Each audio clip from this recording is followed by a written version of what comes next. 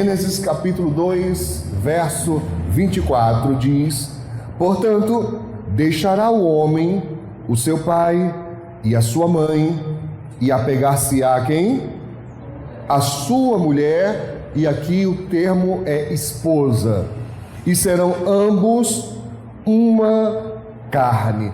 Quem já esteve aqui comigo em seminário de relacionamento já sabe isso bem fixo, né? Bem claro, bem nítido, que o que aqui está dizendo é: primeiro, o camarada, ele deixa seu pai e sua mãe, se torna independente, tem condições de manter uma casa, deixa pai e mãe. Depois, o que ele faz? Ele se une à sua mulher, aí é matrimônio, aí é aliança, união em aliança, amém? Né? Deixa pai e mãe, ele se une à sua mulher, ou apegar-se à sua mulher, e a partir daí serão dois, uma só carne. Aí fala da intimidade íntima do casal, né? Do momento íntimo do casal, fala dessa situação de terem uma vida em comum, tanto social como intimamente nos seus relacionamentos sexuais. Então é o que a Bíblia diz. Qual é a consequência disso? Quando se é obedecido, quando se é atendido, né? Há uma maior estabilidade, uma maior tendência à estabilidade. Quando eu atendo isso, quando o rapaz, ele primeiro se prepara, se estabelece, contrai matrimônio, não é viver junto, morar junto, é matrimônio. Ele tem uma tendência, eu não quero ser leviano aqui, para dizer que todo cristão tem uma vida conjugal estabilizada, que não tem briga, que é só flores, isso é balela. Vai ter momento que vai ter estresse, vai ter momento, né, que vai ter divergência, chateação, tá? Mas uma coisa que nós vemos como comum daqueles que atendem esse princípio, eles têm uma tendência à estabilidade, ou seja, é uma vida conjugal estável e não instável. É estável, ou seja, por mais que tenham problemas, por mais que tenham divergências, por mais que tenham, pensamentos às vezes contrários, que se zanguem, que discutam, mas eles conseguem passar por isso. Entendem? A escolha pelo divórcio é mínima no meio cristão. É um percentual ínfimo, muito pequeno. A maioria dos cristãos casam com o pensamento de ser um relacionamento para a vida inteira. Tem situações que são fora dessa curva? Tem. Tem pessoas que se divorciam? Tem. Tem pessoas que no segundo matrimônio encontram a felicidade que buscavam? Tem. Não estou dizendo que pelo fato de alguém se divorciar, claro que não creio, e a Bíblia não permite que o divórcio seja uma brincadeira. Que a pessoa, eu não gostei do seu cabelo, vou divorciar. Eu não gostei porque quando eu casei, você era, assim, e agora está assim, então vamos divorciar. Não existe isso. A Bíblia fala no sentido de adultério. Quando há traição, então a pessoa traída tem o direito, não é obrigação, direito de pedir divórcio. Também tem o direito de perdoar. Tem o direito de continuar se quiser, mas tem o direito de pedir divórcio. Está compreendendo, sim ou não? Ninguém vai ficar preso a um casamento onde a pessoa apanha todo dia. Já disse aqui, repito hoje. Essa coisa de pegar a Bíblia para usar como, base para maltratar, isso é do capeta, irmão. Uma vez a pessoa falou para mim: pastor, queria pedir oração. O que é oração? É porque o marido bate muito. Eu falei: filho, isso não é caso de oração, não. Isso é caso de delegacia. Você vai na delegacia da mulher, chega lá e fala: estou apanhando todo dia. A polícia faz a unção lá. Não é na igreja que resolve isso. Delegacia. Está apanhando? Está sendo ameaçado de morte? Delegacia. Não é unção. Entende o que eu estou falando? Pastor, mas eu creio que através da fé... Ora, meu filho, então vá lá. Estou dando a minha opinião. Se está sendo ameaçado, se está apanhando, sendo espancado, primeira providência, delegacia. Depois você resolve o resto. Tudo bem? Tá claro? Então, a primeira consequência de quem obedece a palavra nesse sentido é ter uma vida conjugal com tendência à estabilidade. A segunda consequência, eu coloquei 2 consequências para cada, para a gente ter um parâmetro, tudo bem? A segunda consequência é a menor incidência de doenças sexualmente transmissíveis. Tá? Entre os jovens cristãos, eu estou falando aqueles que obedecem a palavra, não estou dizendo aqueles que vêm à igreja. Vir à igreja não garante que ninguém é cristão, tá claro? Tá claro, irmãos? Tá claro, irmãos? Então, estou falando de quem obedece a palavra. Aqui, tudo que eu citar em relação a quem obedece a palavra, não é só o fato de vir à igreja. Então, entre os jovens que obedecem a palavra, que mantêm a sua vida casta até o casamento, é o grupo, conhecidamente, de menor incidência de DSTs. E tem também maior durabilidade matrimonial. Esses jovens tendem a se casar e o casamento ser para sempre. Simples assim, é só você pesquisar. Se você quiser tirar dúvida, quando você for doar sangue, pesquise, porque eu perguntei. Pesquisa no Hemocentro. Vem cá, o grupo de cristãos praticantes, eles têm maior tendência ou menor tendência a doenças sexualmente transmissíveis? Não precisa nem recorrer à Bíblia, você vai ver que isso é fato, isso é realidade. Amém? Tem uma tendência menor, obviamente, porque se preservam até o casamento. Mas o mundo diz: faça sexo à vontade, experimente o máximo possível. É assim que o mundo ensina. É assim, irmãos. Você quer ver uma moça ou um rapaz serem vítimas de bullying, de chacota, de brincadeira? É os colegas descobrirem que a pessoa é virgem. Irmãos, uma coisa que deveria ser honrada. Poxa, fulano, parabéns. Quem é do tempo aqui que a gente falava a honra quando a moça era virgem? Alguém é do tempo? Quando a gente falou assim: ah, fulano foi desonrado, perdeu a honra.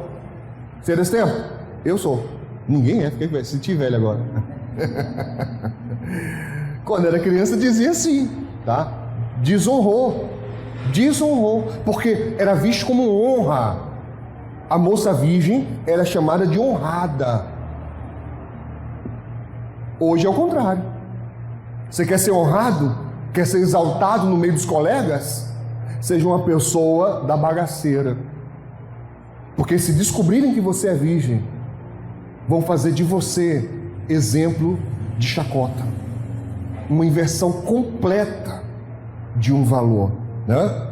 Então, isso é o que o mundo ensina. Qual é a consequência? Primeiro que eu te coloquei aqui, são muitas, irmãos. Para cada item que eu separei, são muitas consequências. Mas separei apenas 2 para ser o mais rápido que eu vou conseguir ser aqui nessa manhã.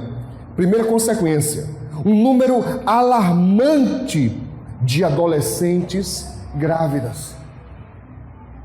Dos anos 70 para cá, observe se não vem diminuindo o número de pessoas que engravidam bem cedo. E eu não estou falando de quem casa. Quem casa cedo, evidentemente, tem a probabilidade de engravidar cedo. Eu estou falando de moças solteiras. Tá? Quantas você conheceu na escola? Jovem ainda, com 16, 17 anos, já mãe, às vezes de 1, 2 filhos. Ou não, irmãos? Eu estou inventando aqui. Não tem, não? Hein, gente? Sim ou não? Muito. Por quê? Porque é isso que o mundo ensina. Chega o período do carnaval, o que você mais vê nas propagandas é: use camisinha, use camisinha. Você não vê propaganda dizendo assim: não faça sexo, não faça sexo. É o contrário, é um incentivo: use camisinha. Mas você acha que a maioria do jovem pensa nisso, irmão? Não pensa não, meu filho. Não pensa não, já está lá no meio da bagaceira mesmo. Um negócio de tem, não tem, vai sem. Ou não, gente. Então a tendência é um número enorme de moças, jovens, adolescentes, quando encontram um rapaz, né, um pouco mais sensibilizado, um pouco mais ajuizado, que assume que vai trabalhar, assume a criança, menos mal. Mas a grande maioria, o cara dá fora, some e fala: não quero conversa com isso não, perder minha vida não. Quem mandou você engravidar? E muitas moças param de estudar porque tem que agora tomar conta de uma criança. E quantas vezes é uma criança tomando conta de outra criança? Porque, queridos, para um adulto tomar conta de um bebê é uma experiência intensa. Imagine uma moça que só está pensando em namorar, só está pensando em passear, ainda está pensando em Barbie. Quando vê uma Barbie na loja, fala: queria uma dessa, nunca tive uma dessa. E acha que bebê é brincadeira.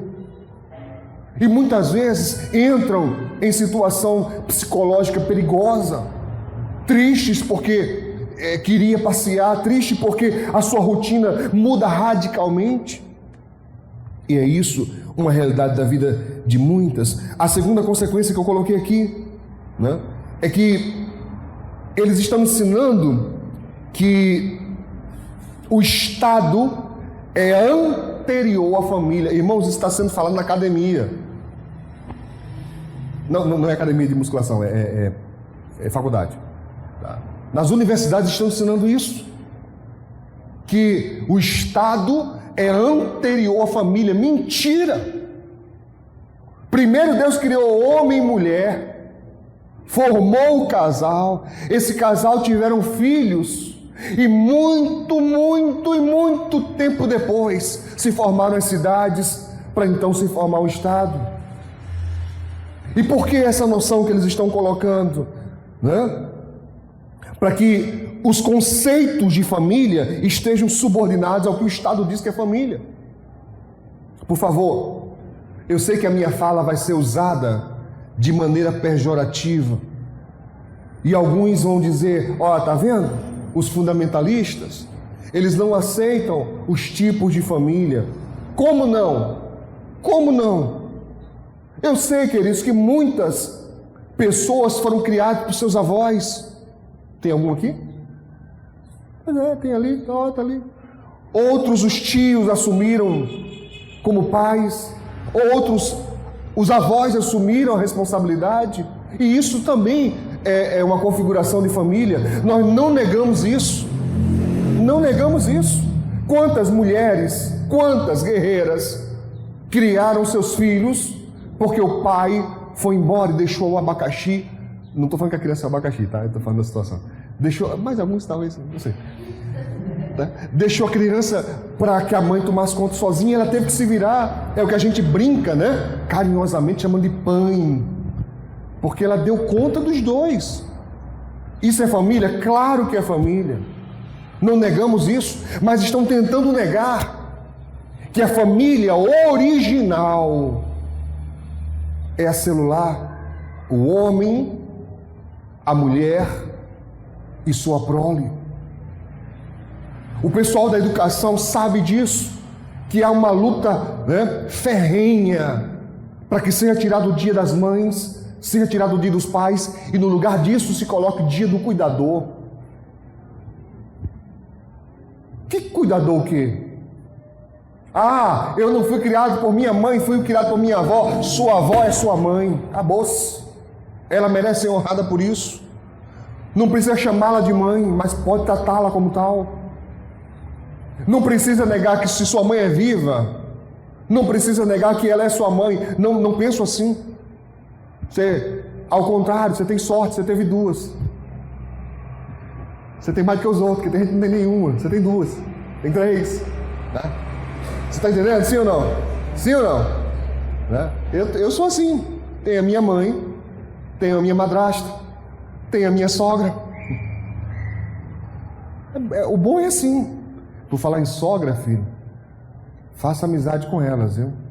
Porque quando elas te amam, meu irmão, você está feito pro resto da vida. Tá? Vai ser assim, ó, ela vai te defender. Tome cuidado, escolha bem. Amém? Você está me entendendo, sim ou não? Então essa conversa de dizer que o estado é anterior, isso é balela. Porque tentam reduzir família a uma expressão.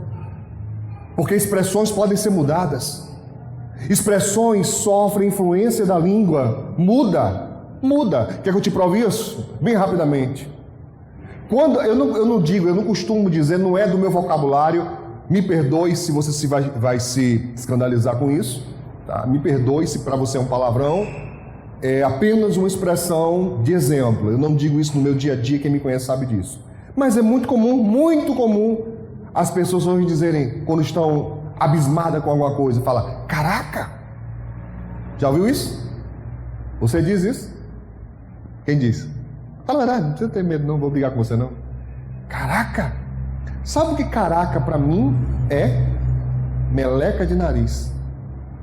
Na minha época de infância era assim. Algo que ninguém gostava de falar, ninguém gostava de citar. Citava-se como... Hoje está na boca de todo mundo. Aí, você entende? A expressão mudou de sentido.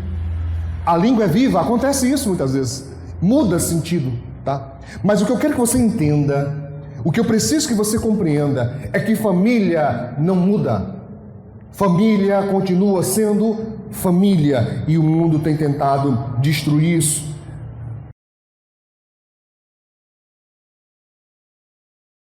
Queridos, eu continuo pedindo para que você que assiste as mensagens, compartilhe com quantos você puder e também se inscreva no nosso canal para fortalecer esse projeto de anunciar o Evangelho ao mundo.